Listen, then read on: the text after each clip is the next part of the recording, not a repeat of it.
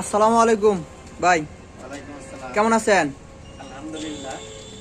পরে কি হ্যাচিং এর জন্য নিতেছেন নাকি? হ্যাঁ, হ্যাচিং এর জন্য আচ্ছা ভাই, বাচ্চার রেট কি আপনার এখানে? আমরা এখানে 38 টাকা 39 টাকা। 38 টাকা 39 টাকা। জি। এটা হাসিটা কত রাখতেছেন আর এভারেজ কত রাখতেছেন? এভারেজ হাসা হাসি মিলাই যেটা আবার এর সাথে 36 টাকা রাখা যায়। বেইজিং অবা ওই যে রানার এই সব বাচ্চা পাওয়া যায় কিনা? বেজিং পাওয়া যায়।